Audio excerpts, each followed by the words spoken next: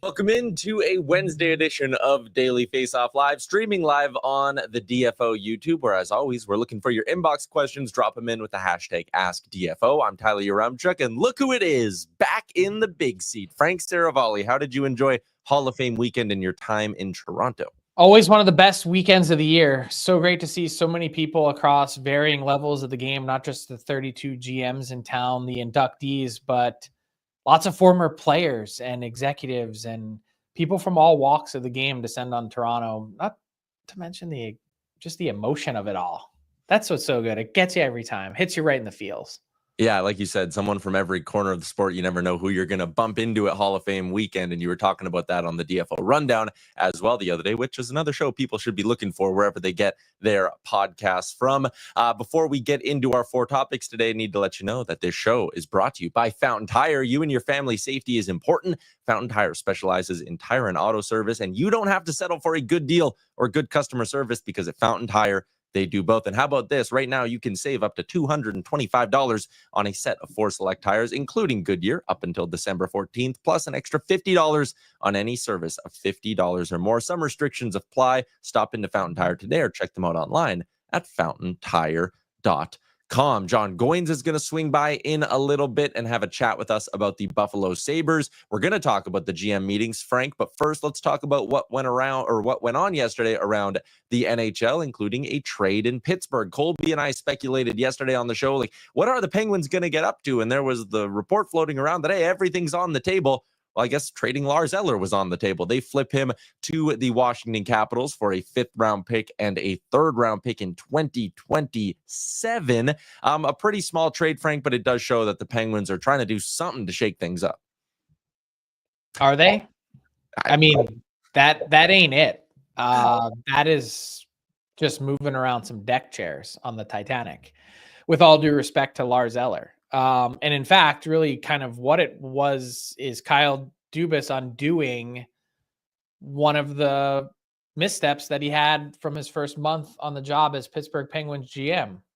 Sign Lars Eller, sign Noel Acciari to a 3-year deal, give Tristan Jarry a 5-year deal in the Jack Campbell zone, and, trade for Erik Karlsson and trade away your 1st-round pick at the same exact time in a year in which you missed the playoffs. So I did see the reporting, and I did, speak to some GMs who had mentioned that, yes, the Pittsburgh Penguins are open for business. I guess I would ask, in what way?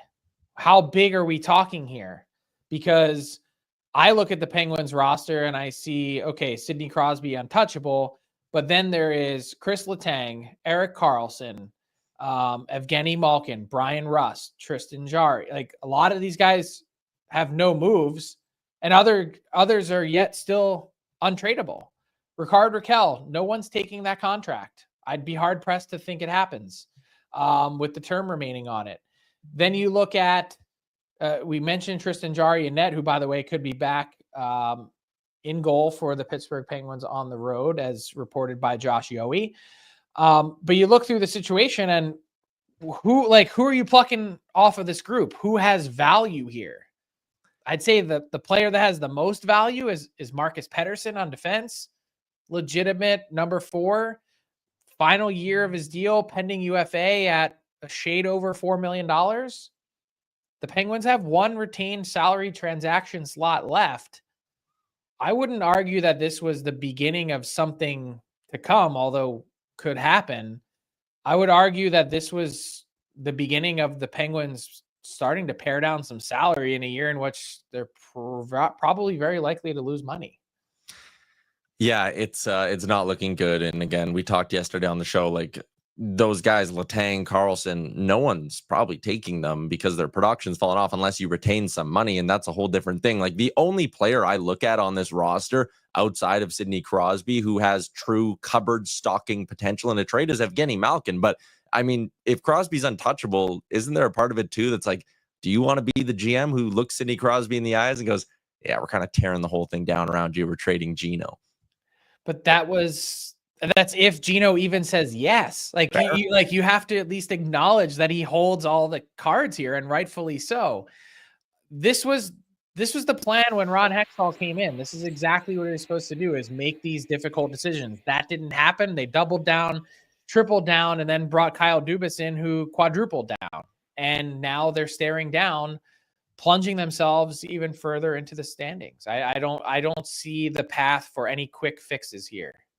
Let's stay in the Metro, where yesterday there was a pretty interesting game between the New York Rangers and Winnipeg Jets. I mean, the Winnipeg Jets are just an absolute juggernaut right now. They double up New York 6-3. And before we talk about the Rangers, we have to play this goal by the Winnipeg Jets. Gabe Vilardi on the power play. Like, when you're confident, when you got some swagger, you do things like this, which is the little double backdoor feed. And Vilardi was nice and fired up from that one. This highlight, Frank, it shows the level the Jets are on.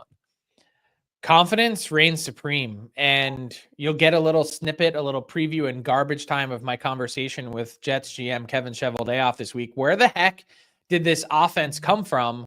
But at the same time, I wonder if this is perhaps a bigger referendum on the New York Rangers and where their game is at currently, because I look at the way that the Jets were so opportunistic, the ability for the Jets to create off of very specific New York Ranger turnovers, and a team that has a long way to go still in terms of defending.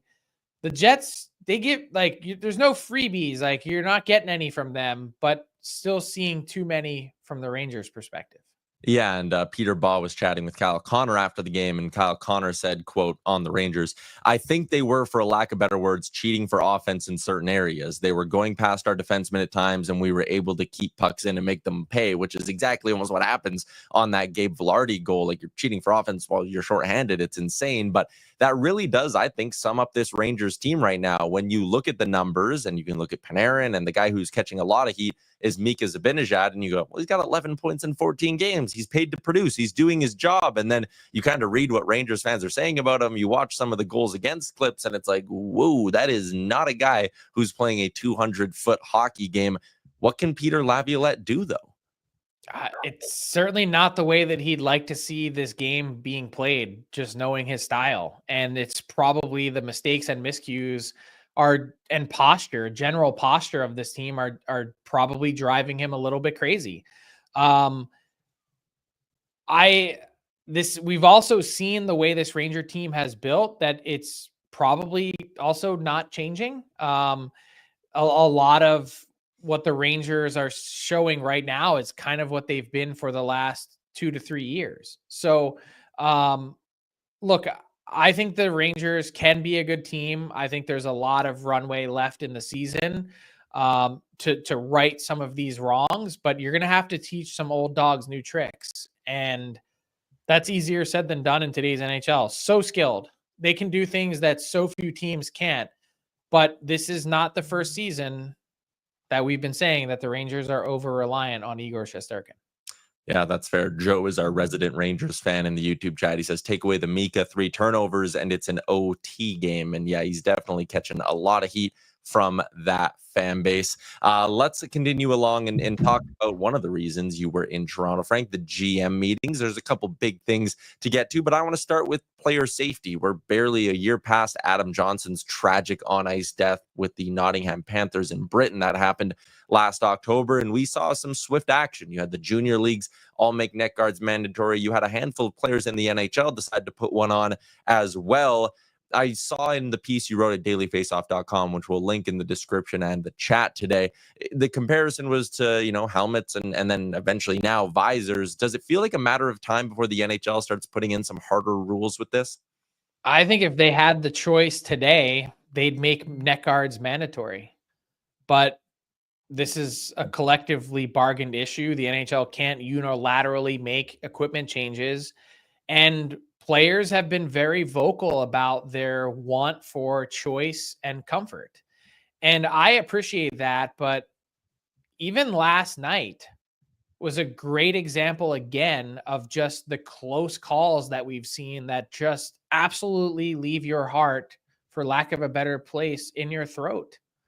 I mean, look at the Pontus Holmberg narrowly misses a skate. It's tough to watch, and the NHL's hockey operations department has been clipping all season long all of the near narrow misses that we're talking about, inches away from devastating skate cut injuries.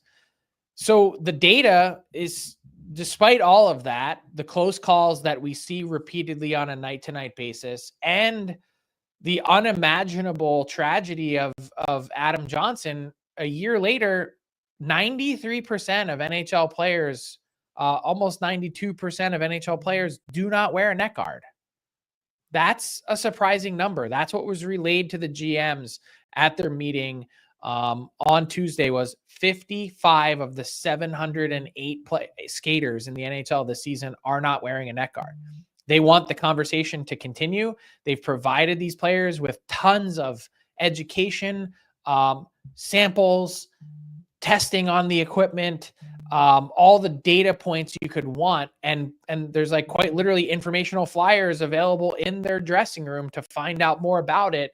I get that NHL players and hockey players in general are so stuck to their routines, but I can't imagine watching what we watched last year and then seeing some other anecdotal stuff and think, hey, this, I might be a little bit warmer, or my neck might just not be as comfortable. Like, to choose comfort over safety, the NHL, I know at this point, they're struggling with the issue and they want to keep that conversation going.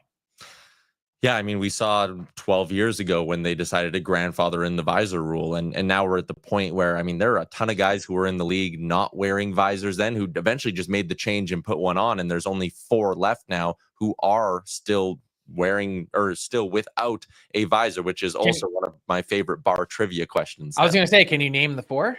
Yes, because I copy and pasted them from your article. Oh, okay. Ryan Reeves. I'm doing it off the top of my head. Ryan Reeves, Ryan O'Reilly, Zach Bogosian, and Jamie Benn. Jamie Benn. We were doing this at Nation HQ the other day, or like a week ago, and he was the one I forgot as well. But yeah, there's not a lot around without visors. Frank, I shudder saying these next 3 words. The next CBA. Ooh, it makes me feel gross that we're heading towards that point again. But as we slowly creep up to negotiations between the two sides, which I know is down the road a little bit, Not really. What's on the early wish list for either side to make it a blanket question? Well, let me see if I can provide a little bit of hope for you. For one, the two sides are expected to begin talking in early 2025. So we're potentially only like 6 weeks, 8 weeks away from substantive discussions beginning. The NHLPA is still canvassing their players. Their Marty Walsh, I saw him at the Hall of Fame, and he said that they have 14 out of 32 teams done on their fall tour. They were going to Salt Lake City today and meeting with a couple teams there, and then going to Dallas. So they're trying to find out from players what's on your wish list. And that's what was interesting about the GM meeting on Tuesday, because the NHL put it to the GM saying, okay, come up with your list, preferably in order of priority, for changes that you'd like to see made to the game. So what are we talking about there? We're talking about the potential of, hey, could we explore contract term limits instead of 8 years for UFAs and 7 years for 7 years for UFAs and 8 years for players that you're re-signing? Could we be talking about a term limit of 4 or 5 years? I can tell you that the support for that is not universal. Some teams, just like anyone doing their own finances at home or getting a car loan or a mortgage, sometimes you like the longer term that you can lessen the payment and spread things out a bit. So not universal, but what are some of the other things? How about the NHL schedule? We kind of all universally believe that the league will go to an 84 game regular season, which they had previously. But with that, what will this preseason look like? What about LTIR? Should we reimagine that? Will there be a playoff salary cap that you'd have to adhere to?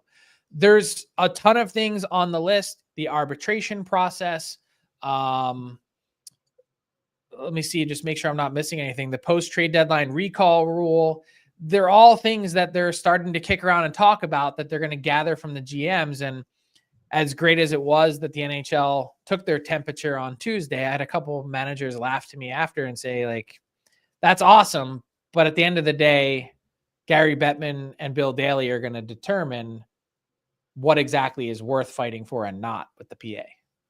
Yeah, and that's fair. Maybe something we can do here and Ask DFO. What's on your wish list as a fan? What are some things maybe you'd like to see changed in the next CBA? Drop them in. We'll get to a few of them after our big segment. And it is time to welcome in our pal, John Goyens, with a new edition of the Coach's Room.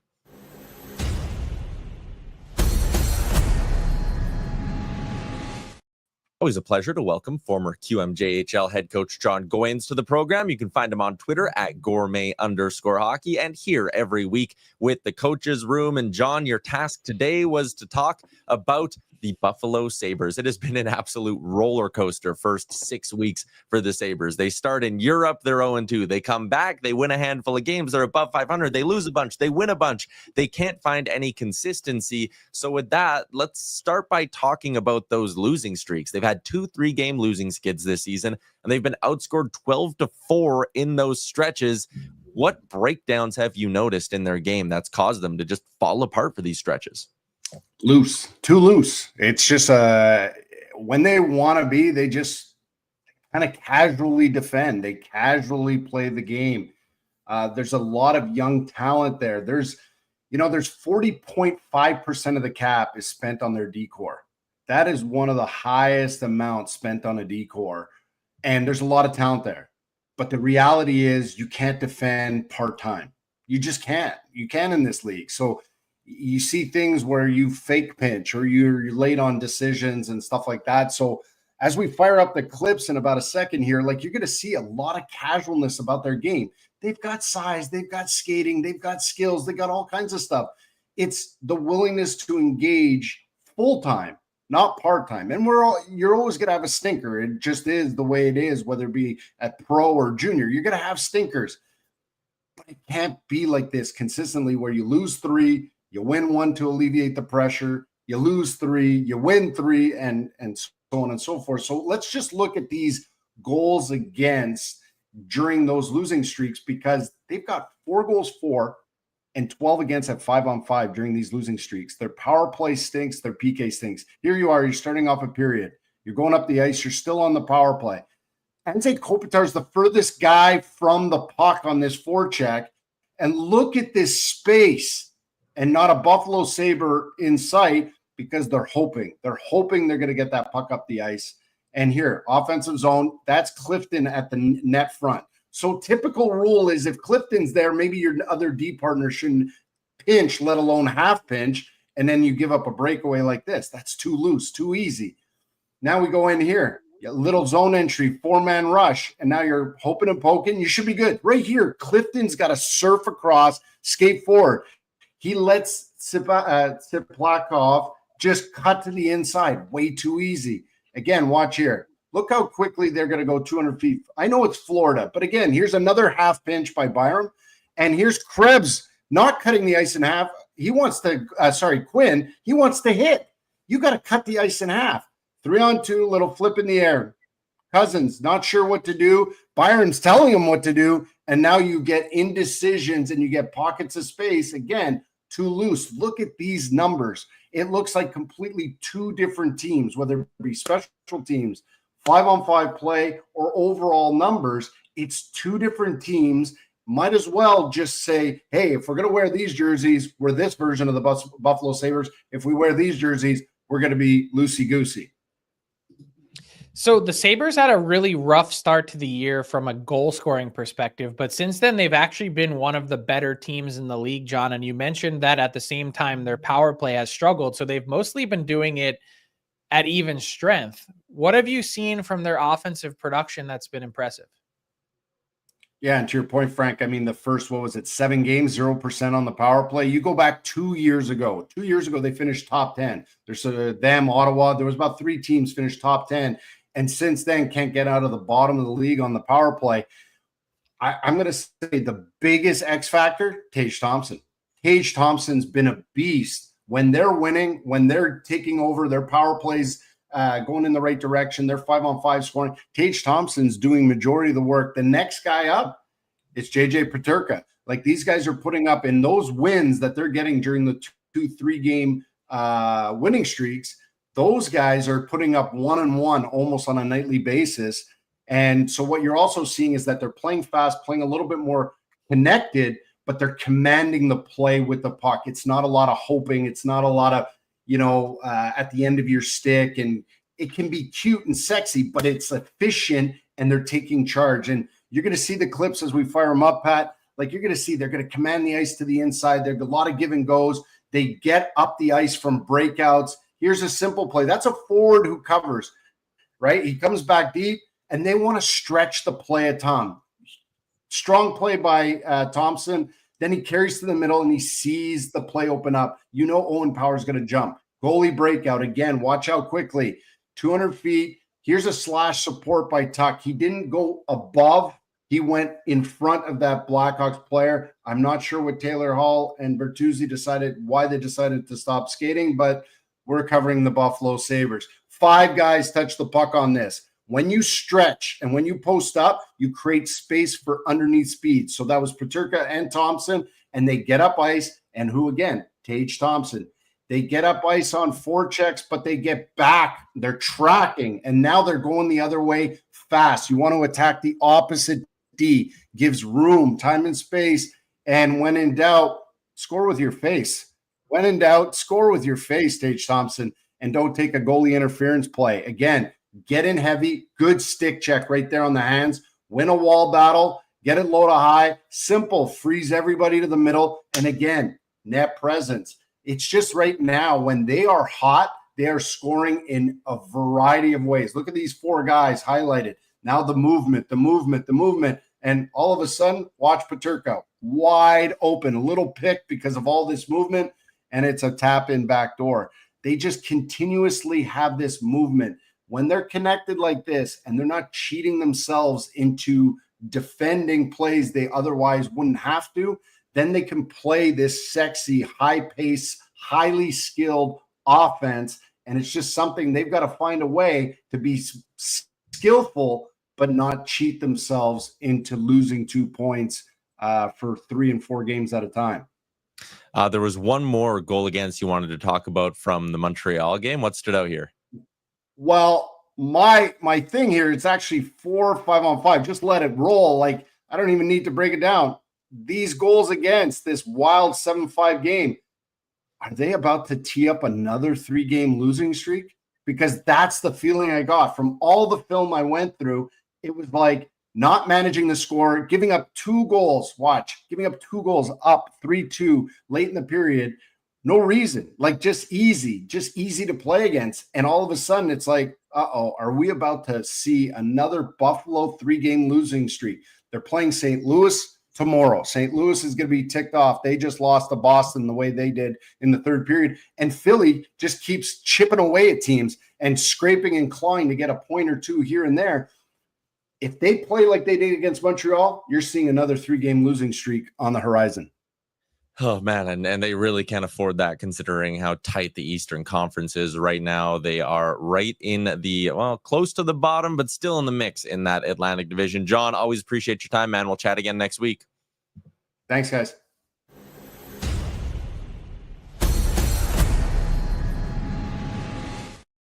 Moving along to our daily face-off inbox question.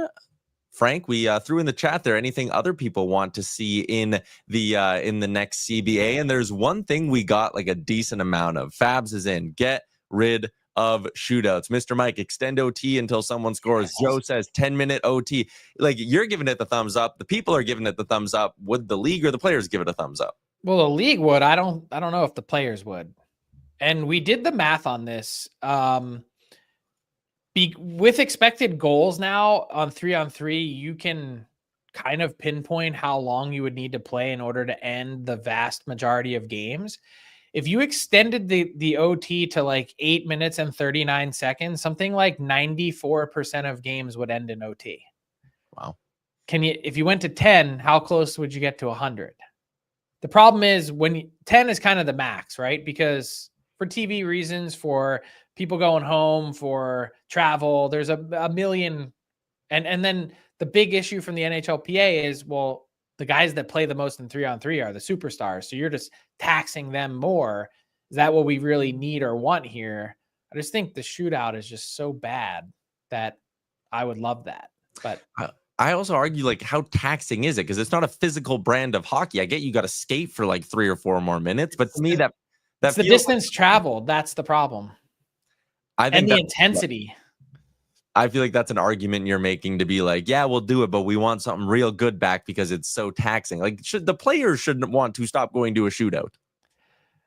Yes and no. I mean, I get like the real competitive, hungry players. Like, listen to Connor McDavid last night after he got to 999 points, and he said, last night was one of those nights where I just didn't want to come off the ice. Yeah. Be amazing to see. Yeah, Connor McDavid, the 99th player in NHL history to get to 999 points. He has a chance to hit 1,000 tomorrow as the Oilers host the Predators. One more, Brian says, could they get rid of no trade clauses or allow at most limited no trade clauses? No, I think players really enjoy that bargained right when they can use them. It's rare that they actually end up being flexed, and we know how flimsy they can be if a team wants to work their way out of one and really find a way to try and move a player. But I'd be surprised to see that go by the wayside. Good question, though. Stephen Ellis, keep 3-on-3 OT, but don't let the players change. Make them end it super quickly. You got to put your 3 most conditioned players on the ice, and they just go. Yeah, I mean, just there was pure exhaustion last night too. Like you can see it at times when teams get in control. You can't make a change. You can't really do anything. That is, I think that does become a real thing. Like it was the Islanders last night. Yeah, those guys were gassed. And the Oilers saw it too, because it was Hyman, Nugent Hopkins, and Ekholm. They were cycling. Then you almost saw Zach Hyman be like, wait, what are we doing? And he beelined for the bench. McDavid and Draisaitl hopped on. Within 5 seconds, the game was over. So it was a good 3-on-3 OT game last night down at Rogers Place. Let's move along to our daily bets, brought to you by Bet365, the largest sports betting platform globally. Download the app today. Use that promo code that's on your screen, NATION, NATION. Whatever the moment, it's never ordinary at Bet365. I got a couple of plays for you tonight, including Alex Ovechkin to go over 3.5 shots on goal. He's hit this 4+ shot mark in 5 consecutive games, taking on a Leafs team that's playing the second of back-to-back. So I think it could be a little bit wide open. I like Ovi to once again hit his shot prop this evening. And I got one straight play as well. It's the Avalanche to beat the Kings. You're sitting there going, the Kings, the team that's top spot in the Pacific. Well, they're 5-4-2 on the road this year, under 500 when they're not at Crypto.com Arena. The Colorado Avalanche have won 2 in a row. They're 500 on home ice, but they're starting to play some decent hockey. I like that price tag. Give me the Avs on the money line, which brings us to garbage time, Frank. And how about a little old school hockey tilt? This might, our boy Dan at hockeyfights.com, he might already have his fight of the year between Jonah Gadjevich and Brendan Dillon. These two were just going at it. This was about as good a fight you're going to see in 2024. I mean, this was rock'em sock'em robots. And what was really impressive was the stamina too. Like, these guys really went at it for a while. It is so insanely tiring. And you can see why 2 of these sort of notions, like, come on, are you kidding me how long that went? I remember in World Junior, we called Jonah Gadjevich, when I was covering it with Mark Masters, we used to call him the man child. He was such a big dude then. And with Brendan Dillon, you can see why he's a beloved teammate. That fight was like just as good as his post-game interview that he did. He's one of a kind. So all-time tilt, that was straight out of 1988 right there. Yeah, it was really good. Who had the comment here? Jeremiah. That was Probert Domi. Holy hell. Yeah, it was a good one. Frank, before we go, wanted to show the sweater I'm wearing. Jasper Bears Hockey. If you head to nationgear.ca, you can make a purchase. It's a sweater or a shirt. We also have a link to a GoFundMe. And as most of you know, the wildfires devastated the town of Jasper, Alberta over the summer. And because of that, their rink isn't able to operate this season. So all of the kids in the Minor Hockey Association, they got to drive out of town. And Jasper doesn't exactly have a lot of neighboring towns. So they got to drive out for every practice, every game. We had the president of the Jasper Minor Hockey Association on with me on Oilers Nation every day. And she talked about how they need new jerseys. They need a bunch of new equipment that's been smoke damaged by, or that was smoke damaged by the fires. So we're raising some money to help offset some of those travel and equipment costs. Always excited to partner up with our friends out in Jasper and give them a little bit of support. So if you want one of these crisp, nice sweaters, Jeremiah, our boy up in Alaska, he got one. The link to donate or to buy the gear is in the YouTube chat. So again, always love supporting our friends out in Jasper. Yeah, what an amazing place. It was so tough to watch the scenes from there as the wildfire tore through there this summer. Just hoping that everyone gets back on their feet. It's so beautiful there as quickly as possible. Yeah, absolutely. Everyone in the YouTube, you guys were great today. Shout out to our boy John Goyens, our producer Pat Puff. Frank, great to have you back in the big chair, and it's staying that way for the rest of the week. We'll be back tomorrow at noon Eastern. Chat with you then.